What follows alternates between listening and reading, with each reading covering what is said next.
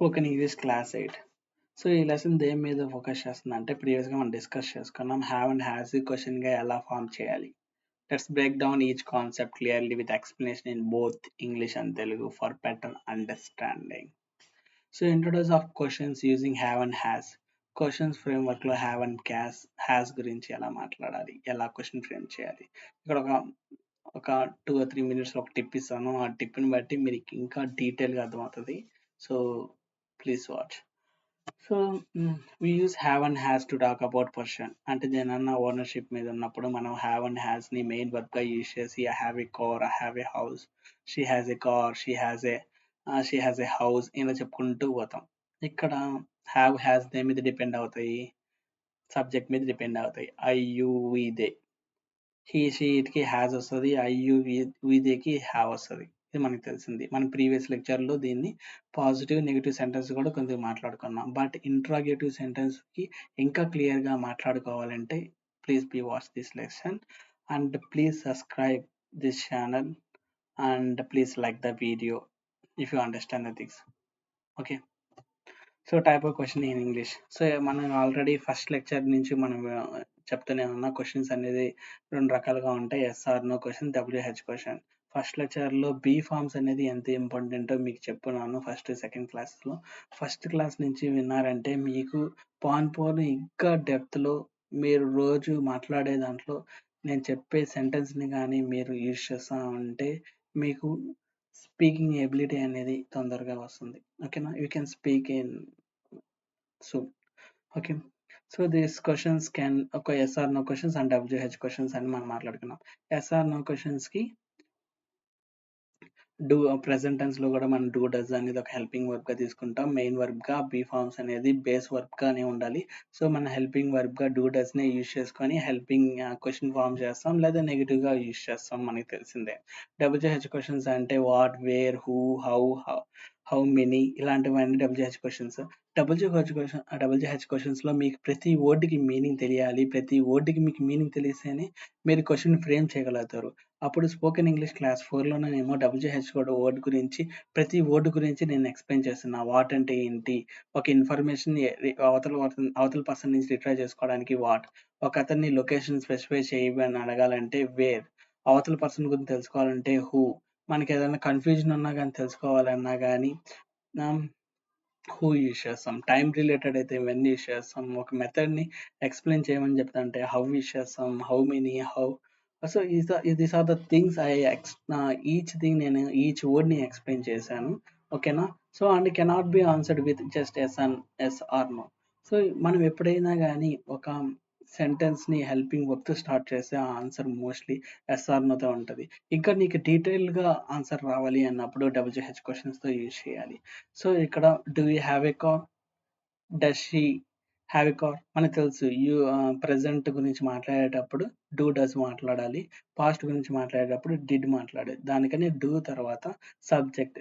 So, ఈ subject మీద depend అయి ఉంటది డూ, డస్ అనేది. దాని తర్వాత యూ కాబట్టి దాన్ని హెల్పింగ్ వర్బ్‌గా ఏం వాడాలి? డూ వాడాలి. So, do you have a car? అంటే నీకు కారు కలిగి ఉందా? అని క్వెషన్ చేస్తున్నాం. మీకు కారు ఉందా? Does she have a car? So, ఇక్కడ షీ అనేది థర్డ్ పర్సన్ సింగులర్ కాబట్టి డస్ యూజ్ చేస్తాం. హీ, షీ‌కి మాత్రమే డస్ యూజ్ చేస్తాం.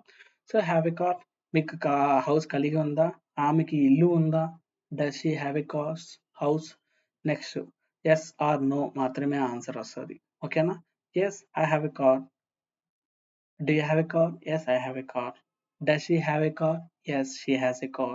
ఇలాగా ఆన్సర్ వన్ లైన్ ఒక్క వర్డ్‌తో చెప్పొచ్చు. లేకపోతే ఆ క్వెషన్‌ని ఆన్సర్‌గా మానిప్యులేట్ చేయొచ్చు. WH question. How many childrens do you have? మీకు ఎంతమంది పిల్లలున్నారు?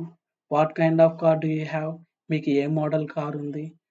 సో, చెప్పాను కదా! How many childrens do you have?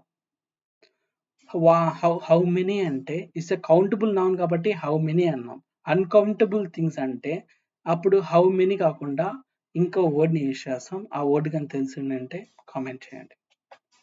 So, ఇక్కడ మీకు ఇవ్వాల్సిన టిప్ ఏందంటే డూ అనేది ఎప్పుడు హెల్పింగ్ వర్బ్‌గా ఉంటది. మెయిన్ వర్బ్‌గా ఉంటుంది అని క్వెషన్ అన్నమాట. డూ అనేది ఎప్పుడైతే హెల్పింగ్ వర్బ్‌గా ఉంటదో అప్పుడు 2 2 థింగ్స్ మాత్రమే మనం సెంటెన్స్ ఫార్మేషన్ చేస్తాం. ఒకటి క్వెషన్ చేసేటప్పుడు డూ అనేది హెల్పింగ్ వర్బ్‌గా వస్తది. ఒక సెంటెన్స్‌ని నెగెటివ్ చేసేటప్పుడు డూ అనేది హెల్పింగ్ వర్బ్. ఎప్పుడైతే ఒక సెంటెన్స్ అనేది ఒక పాజిటివ్‌గా మనం మాట్లాడేటప్పుడు డూ అనేది ఒక మెయిన్ వర్బ్‌గా వస్తది. ఓకేనా? ఉదాహరణకి do you have a car? మీకు కార్ కలిగి ఉందా? Question. I don't like coffee. నాకు కాఫీ ఇష్టం లేదు. సో, ఇక్కడ డూ అనేది మీకు ఎలాగా ఒక word helping Warba, main Warba అని ఎలా తెలుస్తుందంటే, ఆ క్వెషన్‌లో క్వెషన్‌గా అడుగుంటే డూ అనేది హెల్పింగ్ వర్బ్‌గా అవుతుంది. ఒక ఆన్సర్‌లో అది ఒక నెగెటివ్‌ని క్రియేట్ చేసేటప్పుడు డూ అనేది హెల్పింగ్ వర్బ్‌గా చెప్తాం. డూ అనేది మెయిన్ వర్బ్‌గా ఎలా చెప్తాం? ఒక పాజిటివ్ సెంటెన్స్ చెప్పేటప్పుడు డూ అనేది మనం మెయిన్ వర్బ్‌గా తీసుకుంటాం. I do my homework every day. ఓకేనా? She does yoga in the morning. ఆమె ఉదయాన్నే యోగా చేస్తుంది. నేను ప్రతిరోజు నా హోమ్ వర్క్ చేసేస్తాను. సో, ఇలాంటి పాజిటివ్ థింగ్స్ మాట్లాడేటప్పుడు డూ అనేది మెయిన్ వర్బ్‌గా ఉంటుంది. ఎప్పుడైనా డూ అనేది హెల్పింగ్ వర్బ్‌గా వాడేటప్పుడు అది ఎయిదర్ క్వెషన్ ఆర్ నెగెటివ్ సెంటెన్స్‌లో మాత్రమే మనం డూ అనేది హెల్పింగ్ వర్బ్‌గా వాడుతాము. Structure of yes or no question using have and has. ఓకేనా? యెస్ ఆర్ నో క్వెషన్స్ చేసేటప్పుడు స్ట్రక్చర్ ఎలా ఉండిందంటే డూ తర్వాత subject I, you, we, they చెప్పాను కదా! డూ, డస్ దేని మీద డిపెండ్ అయ్యి ఉంటది? సబ్జెక్ట్ మీద. బీ బీ బీ ఫార్మ్ దేని మీద డిపెండ్ అయ్యి ఉంటది? సబ్జెక్ట్ మీద. వాస్ వర్బ్ దేని మీద డిపెండ్ అయ్యి ఉంటది? సబ్జెక్ట్ మీద. సో, స్ట్రక్చర్ గురించి చెప్పాను కదా! Do you have a car? మీకు కార్ ఉందా? Does she have your phone number? ఆమెకి మీ ఫోన్ నంబర్ ఉందా? Do they have any childrens? వాళ్ళకి పిల్లలు ఉన్నారా? ఇలాగా. సో, ఇక్కడ గుర్తుపెట్టుకోవాల్సిన అవసరం ఏంటంటే యెస్ ఆర్ నో క్వెషన్ చేసేటప్పుడు మీకు ఎటువంటి గాట్ అనే వర్డ్‌ని యూజ్ చేయకూడదు. మీరు ఒక గాట్ అనే వర్డ్‌ని సెంటెన్స్‌లో యూజ్ చేయాలి అనుకున్నప్పుడు హావ్ అండ్ హాస్ అనేవి హెల్పింగ్ వర్బ్‌గా వస్తాయి. ఓకేనా? సో, దాని గురించి ఎక్స్‌ప్లెయిన్ చేస్తాను ఇప్పుడు. చూడండి ఇక్కడ హావ్ గాట్, హాస్ గాట్‌ని ఎలా యూజ్ చేస్తాం. మీరు బ్రిటిషర్స్ కామన్‌గా యూజ్ చేస్తారు. హావ్ తర్వాత సబ్జెక్ట్ ప్లస్ గాట్.